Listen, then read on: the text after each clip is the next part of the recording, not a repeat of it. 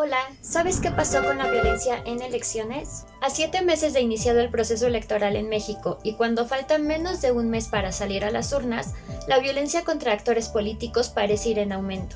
En este video vamos a revisar algunos estudios que reportan los incidentes de violencia en lo que va del proceso electoral, así como el número de víctimas que derivan de estos hechos. ¿Cuál fue el panorama en 2018? El proceso electoral de 2017-2018 es considerado el más violento en la historia reciente de México. De acuerdo con el Observatorio Nacional Ciudadano, las elecciones de 2018 estuvieron marcadas por más de 700 agresiones cometidas únicamente contra candidatos.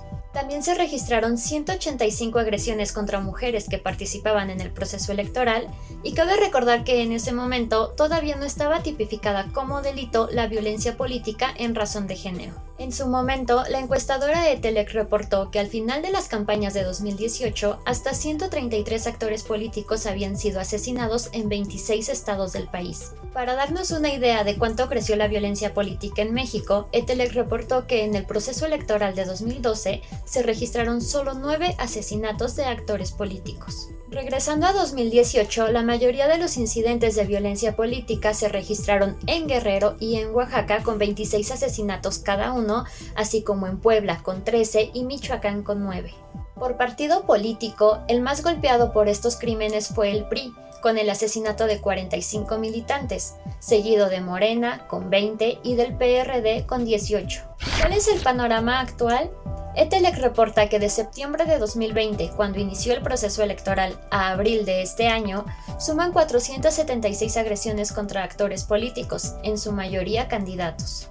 Al mismo tiempo, la consultora Integralia señala que la violencia política en este proceso electoral ha dejado 210 víctimas, de las cuales 143 son mortales.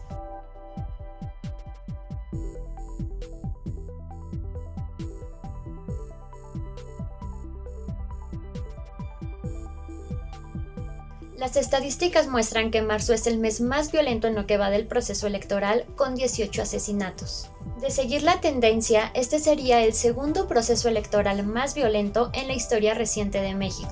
Entre las principales víctimas se encuentran funcionarios municipales, aspirantes a un cargo público, exfuncionarios, funcionarios federales y estatales y activistas. Pero en la lista también aparecen periodistas, líderes partidistas, jueces y presidentes municipales.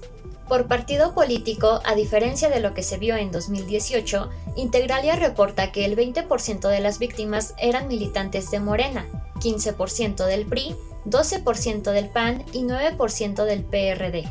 Los estados que concentran el mayor número de asesinatos de actores políticos son Oaxaca, Veracruz, Baja California, Guanajuato y Jalisco. Y en cuanto a los casos de violencia política contra las mujeres, el Instituto Nacional Electoral ha recibido 54 quejas. De acuerdo con las proyecciones, es probable que las agresiones contra actores políticos aumenten entre mayo y junio, tal como ocurrió en el proceso electoral de 2018. ¿Hay una estrategia para protegerlos? Los especialistas y las consultoras señalan que gran parte de estos hechos de violencia son cometidos por grupos del crimen organizado que buscan coludirse o controlar a los gobiernos locales. Los hechos de violencia dejan en indefensión a los actores políticos y podrían influir en la inhibición del voto el próximo 6 de junio, por lo que es un tema urgente de atender.